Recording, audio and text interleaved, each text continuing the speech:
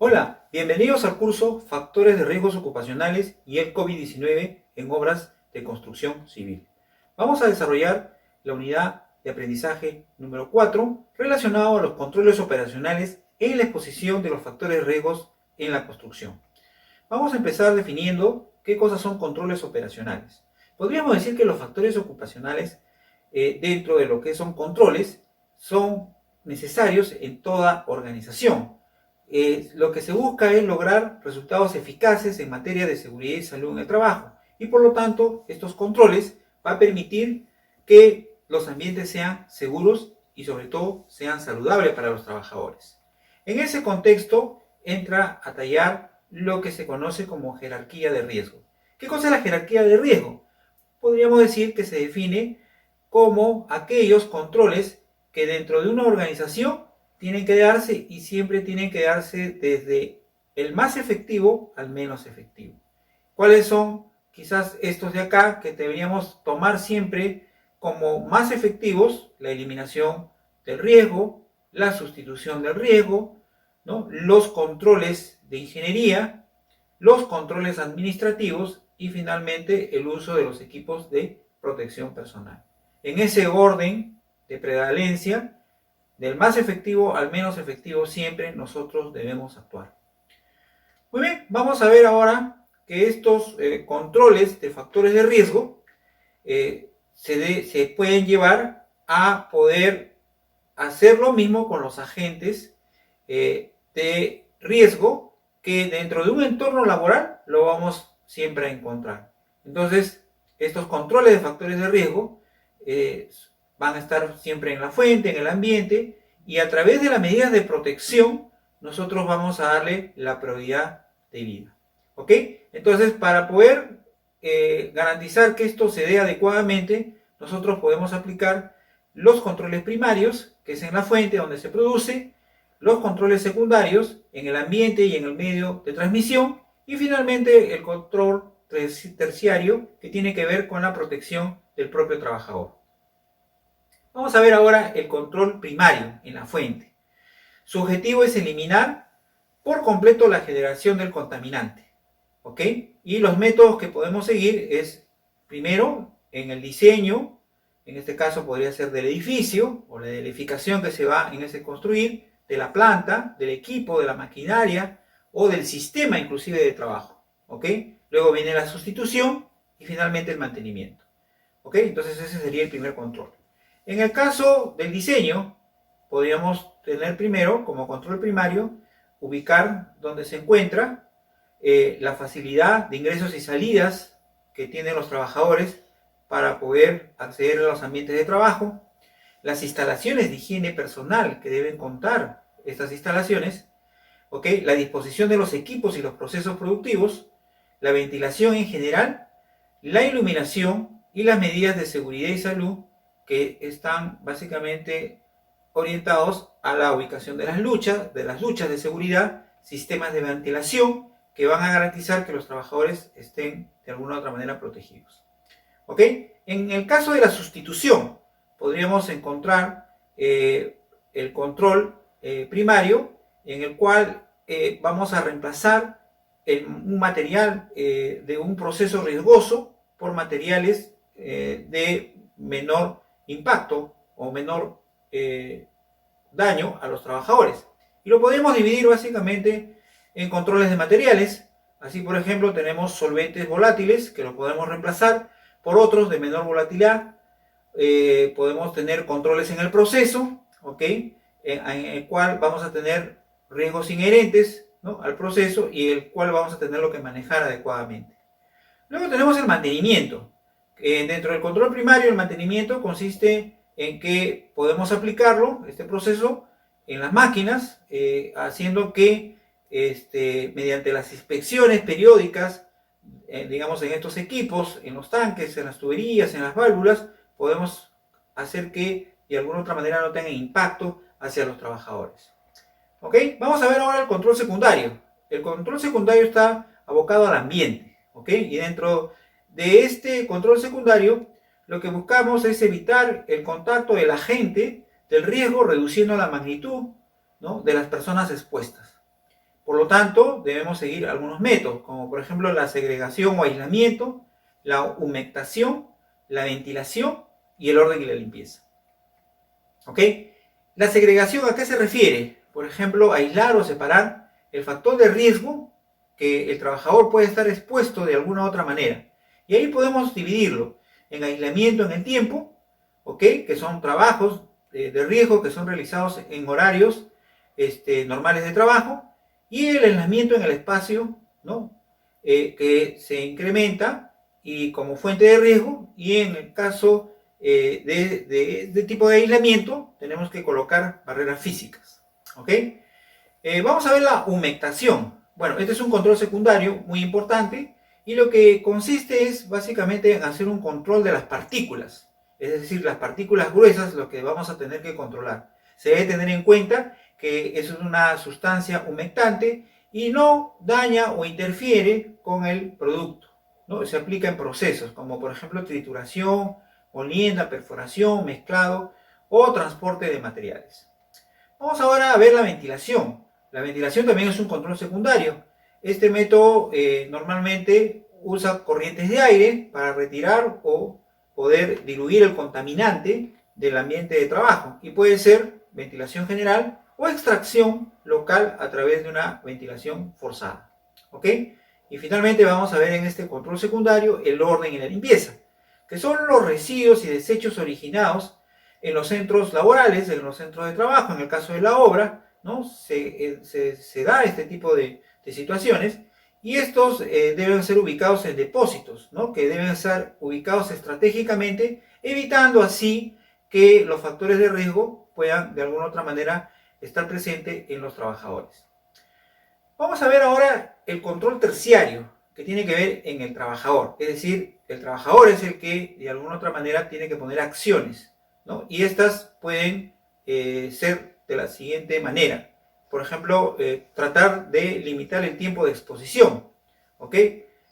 Controles en las prácticas al momento de realizar el trabajo y las operaciones. Capacitación permanente, exámenes médicos y el uso correcto de los equipos de protección personal. ¿Ok? Limitar el tiempo de exposición. ¿A qué se refiere? Este es un control terciario. Se utiliza cuando otros métodos no han podido disminuir o controlar a la gente de riesgo, ¿no? Por ejemplo, rotación del personal cuando esté expuesto a riesgos físicos, químicos, biológicos u otros. ¿Ok?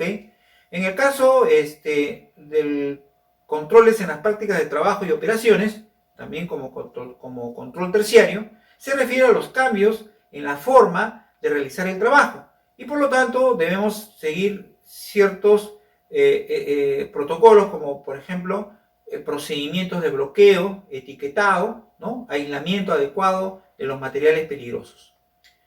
La capacitación también entra como un control terciario.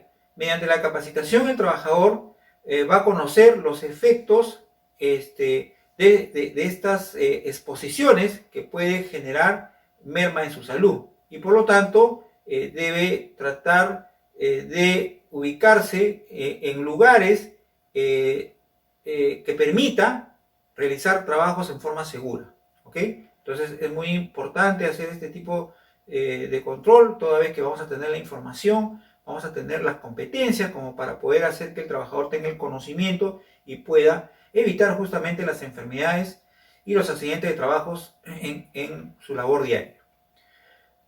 También tenemos los exámenes médicos, ¿no?, que es un control terciario. ¿Ok? Esta medida debe aplicarse siempre que esté de acuerdo a lo establecido en la Ley 29783, Ley de Seguridad y Salud en el Trabajo, o en su modificatoria, que es la Ley 3022. ¿Ok?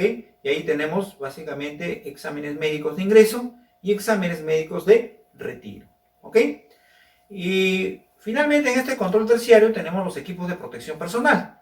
Esta es una medida también muy importante. Si bien es cierto, dentro de la jerarquía de controles es el último recurso, pero también es importante, porque los trabajadores tienen que colocarse adecuadamente los equipos de protección personal, evitando de esta manera que puedan generar daños a su integridad física y a su salud. ¿Ok? Muy bien. Vamos ahora a hablar acerca del programa de higiene ocupacional.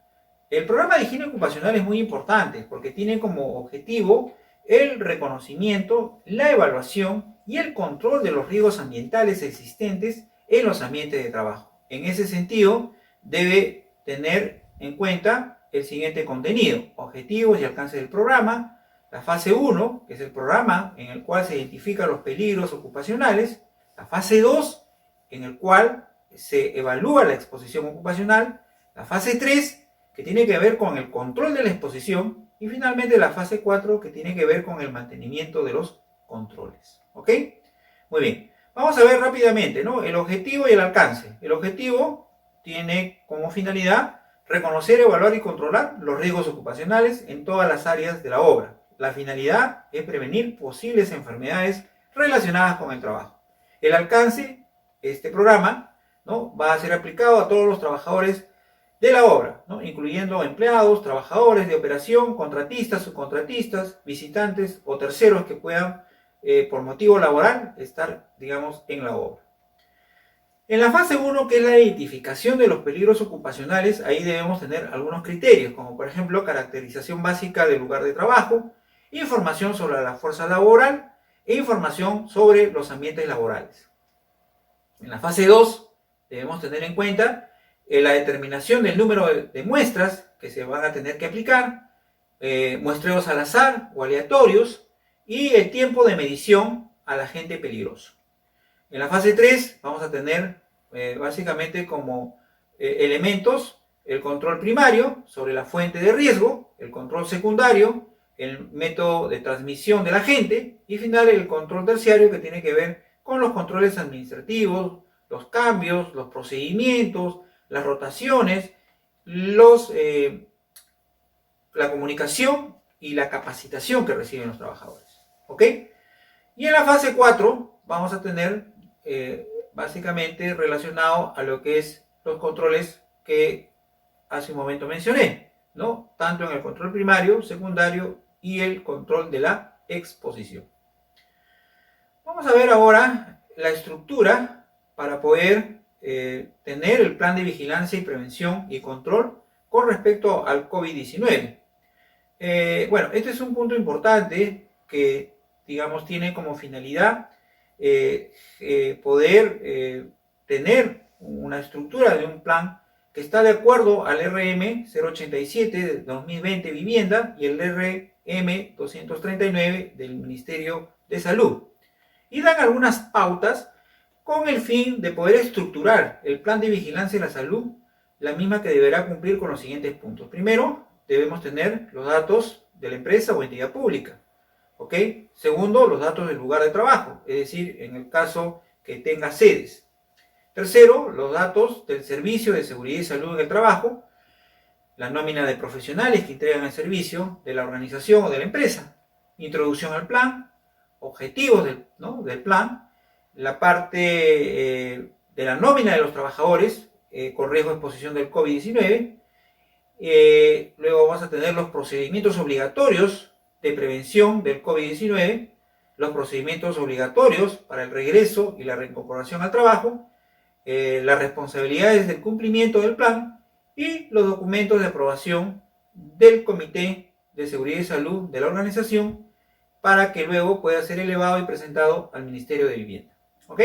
Muy bien, vamos a enfocarnos específicamente en los procedimientos obligatorios de prevención en cuanto al COVID-19. Bueno, ahí tenemos que tener algunos criterios importantes, como por ejemplo limpieza y desinfección de los centros de trabajo, insumos, frecuencia en la realización básicamente de esta limpieza, identificación de los síntomas del COVID-19 al ingreso del centro laboral por parte de los trabajadores, lavado y desinfección de las manos en forma obligatoria, sensibilización de la prevención del contagio en el centro de labores, medidas preventivas que tienen que ver con aspectos colectivos, medidas de protección personal, vigilancia permanente de comorbilidades relacionadas al trabajo en el contexto del COVID-19. En cuanto a los procedimientos obligatorios de regreso y reincorporación al trabajo, tenemos que ver específicamente el proceso para el regreso de la obra, el proceso para la reincorporación al trabajo, revisión y reforzamiento de los trabajadores en los procedimientos de trabajo, sobre todo con riesgos críticos en los puestos laborales, proceso para el regreso y reincorporación del trabajo con factores de riesgo por el COVID-19. ¿Ok? Acá estoy mostrando, como pueden ustedes apreciar, una pequeña lámina en donde se ha levantado un pequeño hiper, ¿no? Tenemos los peligros, tenemos el riesgo. Dentro de los peligros, dentro de lo que vendría a ser dentro del plan de vigilancia y prevención y control del COVID-19, podemos decir que un peligro latente es la infraestructura del lugar de trabajo, en el cual van a estar, digamos, expuestos los trabajadores, contactos directos entre las personas, o sea, las personas van a tener contactos, bueno, al momento que salen de la casa, al momento que se transportan para ir al trabajo, al momento que ingresan y salen del lugar de trabajo, ¿no? Otro, puede haber contacto con materiales, con herramientas, manuales, equipos de poder, objetos contaminados que puede de alguna otra manera estar manipulando el trabajador, el contacto con visitantes, proveedores, contratistas, subcontratistas, clientes, ¿no? Esos serían los peligros. Entonces, estos peligros, si no son bien controlados, indudablemente van a tener un evento de exposición peligrosa. ¿Cuál va a ser el evento de exposición peligrosa? Posibles contagios en el lugar de trabajo, generando la enfermedad del SARS-CoV-2, más conocido como COVID-19. La severidad, ¿qué es lo que va a finalmente producir? Que va a producir deterioro efectivamente a la salud. Infección respiratoria, que puede ser leve, puede ser grave, y que puede ocasionar una enfermedad pulmonar, llevando a que la persona pueda tener una neumonía y pueda fallecer. ¿Ok? Muy bien. Eso ha sido todo en esta unidad. Gracias.